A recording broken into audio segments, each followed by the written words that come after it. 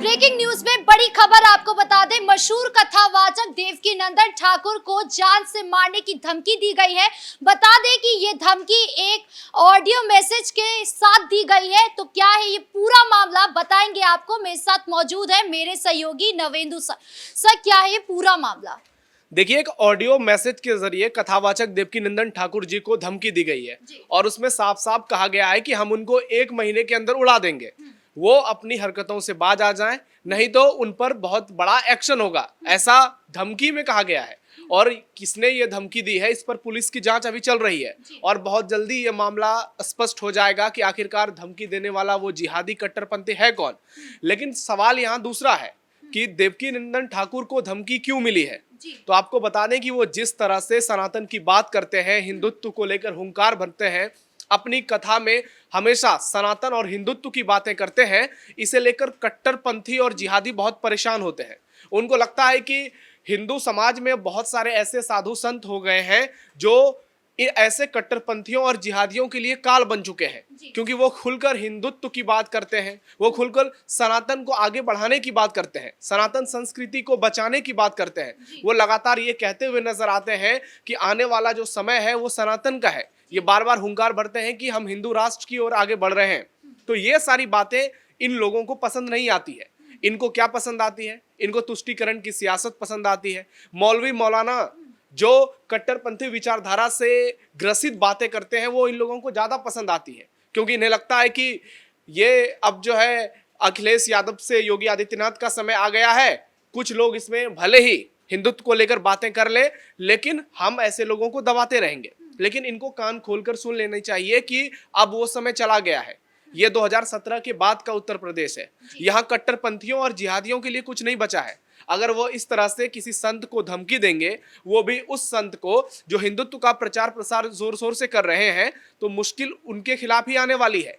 बहुत जल्द पुलिस ये स्पष्ट कर देगी, इस बात को सामने लाएगी कि आखिरकार ये धमकी देने वाला है कौन। और उसके बाद फिर उसको देखिएगा कि उसके खिलाफ जो कार्रवाई होती है, चाहे बुलडोजर एक्शन की कार्रवाई हो सकती है, यूपी पुलिस का स्पेशल ऑपरेशन चल सकता है, लेकिन बहुत जल्द इसका पर्दाफाश हो जाएगा कि ये धमकी देने वाला आखिरकार है कौन और इसकी मंशा क्या है। हालांकि इसकी मंशा क्या है वो तो हमने बता ही दिया है और हम बार बार इस बात को दोहरा रहे हैं कि इसकी मंशा यही है कि हिंदुत्व को डराया जाए, सनातन की विचारधारा जो बढ़ रही है देश में उसको किसी तरह से दबाया जाए, उसको झुकाया जाए।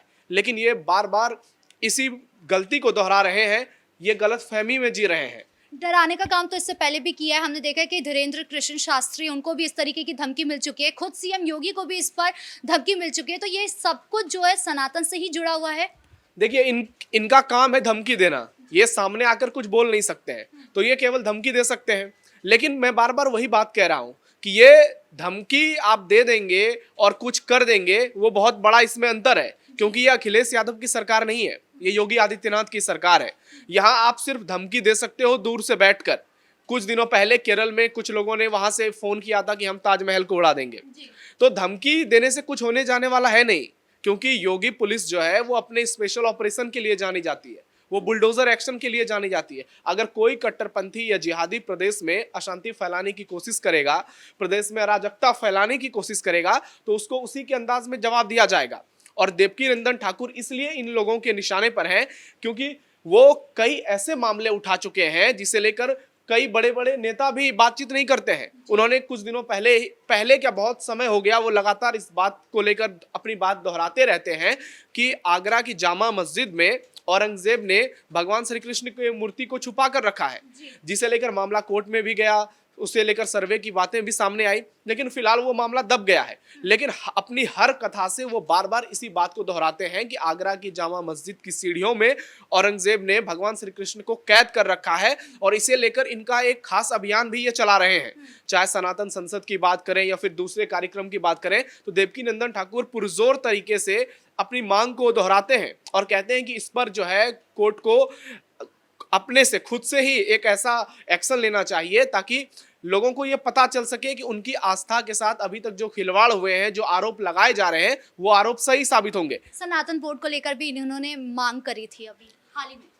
सनातन बोर्ड को लेकर मांग करी थी और भी बहुत चीजों को लेकर इन्होंने मांग की थी। ये बहुत ज्यादा सक्रिय नजर आते हैं, हिंदुत्व की बात करें या सनातन की बात करें, एक ऐसा व्यक्ति जो कथावाचन के क्षेत्र में आगे बढ़ रहा है, जिसको देश विदेश में प्रसिद्धि मिल रही है, भारत के तमाम हिस्सों से लेकर देश दुनिया में ऐसे कई संत जा रहे हैं। चाहे आप धीरेन्द्र कृष्ण शास्त्री की बात करें, देवकीनंदन ठाकुर की बात करें, मुरारी बापू की बात करें, ये ना सिर्फ भारत का नाम रोशन कर रहे हैं बल्कि सनातन संस्कृति को बढ़ा रहे हैं। दुनिया को ये बता रहे हैं कि हम उस संस्कृति से आते हैं जो वसुधैव कुटुंबकम की बातें करता है, हम उस संस्कृति विचारधारा से आते हैं जो सर्वे भवन्तु सुखिनः की बात करता है। ऐसे में जो लोग भारत में रहकर गजवाए हिंद का सपना देख रहे हैं, जो लोग भारत में रहकर सनातन को खंडित करने का ख्वाब देख रहे हैं, उनकी जो मंशा है वो कभी पूरी नहीं हो सकती है, क्योंकि अब भारत बदल चुका है। ये नया भारत है। यहाँ पर कट्टरपंथियों और जिहादियों की धमकी चलने वाली नहीं है। यहाँ उनके खिलाफ बुलडोजर चलता है, उनके खिलाफ एक्शन होता है। केंद्र में पीएम मोदी हैं और यूपी में सीएम योगी हैं, और इसी को देखते हुए मथुरा में इनकी सुरक्षा भी बढ़ा दी गई है, जिसे लेकर इनके जो मंदिर है प्रियकांत जू, उनके संस्थापक ने शिकायत दर्ज कराई है और उस मामले में सुरक्षा की मांग की थी, और योगी सरकार ने फौरन एक्शन लेते हुए इनकी सुरक्षा को बढ़ाई है, क्योंकि ये लगातार कथावाचन का काम करते हैं।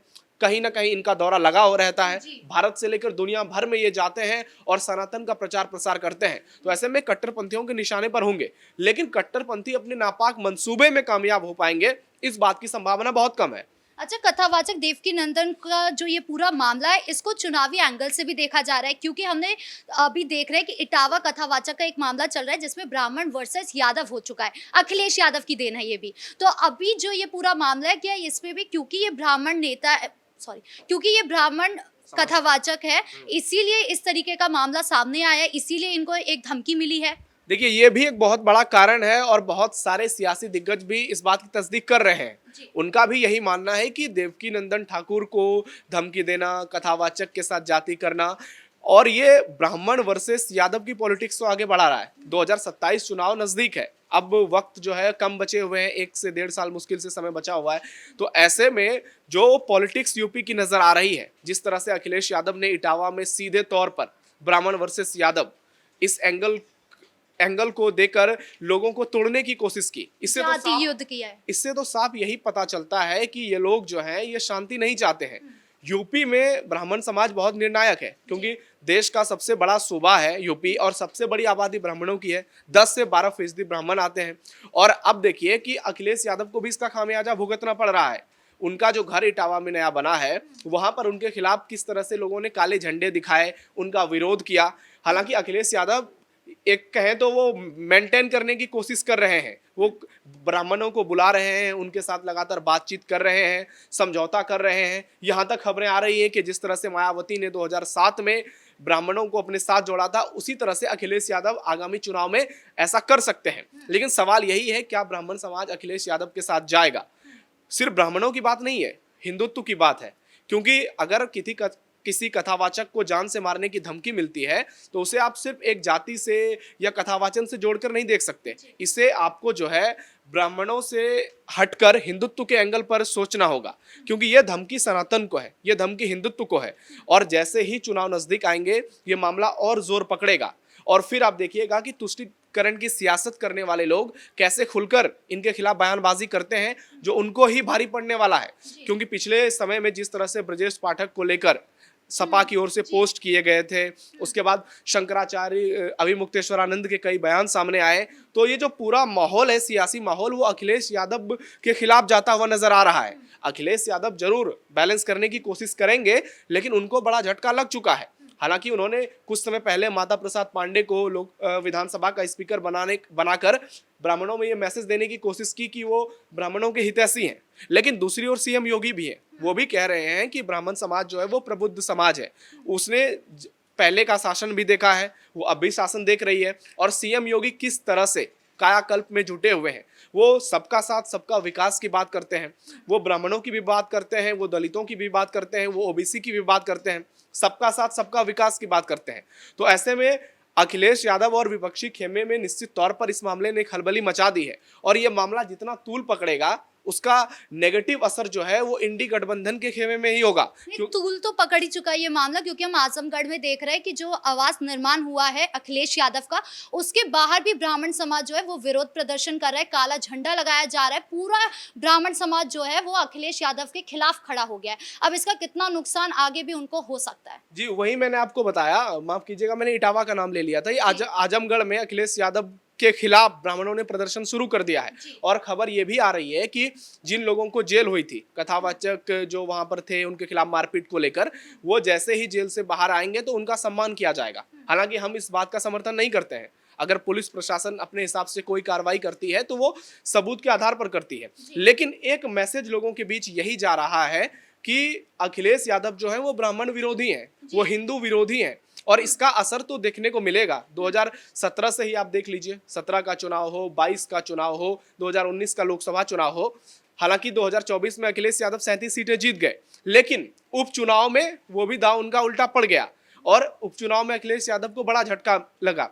ऐसे में 2027 का भी जो विधानसभा चुनाव है, निश्चित तौर पर ये एक बड़ा मामला बनेगा और अखिलेश यादव को नुकसान होने की पूरी संभावना है। न सिर्फ अखिलेश यादव को, बल्कि और भी जो विपक्षी पार्टियां हैं जो एक दल की, एक धर्म की तुष्टीकरण की सियासत करते हैं, उनका जो है मंसूबा नाकामयाब होने वाला है और हिंदू समाज एक होकर वोटिंग करेगा। इसे लेकर सीएम योगी भी बार बार दोहरा चुके हैं और कुछ दिनों पहले ही उन्होंने फिर से अपने उस पुराने नारे को दोहराया था कि बटोगे तो कटोगे, एक रहेंगे तो नेक रहेंगे। तो इन सब बातों को जोड़कर देखना होगा, जिसका आकलन एक कहें तो निष्कर्ष यही निकलता है कि अखिलेश यादव की सियासी नैया जो है वो डगमगाने लगी है और जिस तरह से कट्टरपंथी और जिहादी हिंदुत्व के खिलाफ बातें कर रहे हैं, वो अखिलेश यादव के खिलाफ ही जाएगा। क्योंकि जनता में ये संदेश जा रहा है कि हिंदुओं को अपमान करने की कोशिश की जा रही है, सनातन को अपमान करने की कोशिश की जा रही है और इसका बड़ा खामियाजा सपा को 2027 के चुनाव में भुगतना पड़ेगा। इस मुद्दे पर तमाम अपडेट के लिए आपका बहुत बहुत धन्यवाद। यानी कुल मिलाकर देवकीनंदन महाराज को जो धमकी मिली है उसको लेकर कयास लगाए जा रहे हैं, धमकी देने वाले कट्टरपंथी हो सकते हैं। अब आगे इस मामले पर क्या सामने आता है ये देखने वाली बात होगी। ब्रेकिंग न्यूज में इतना ही। कैमरा पर्सन राजकुमार के साथ मैं राधिका राज।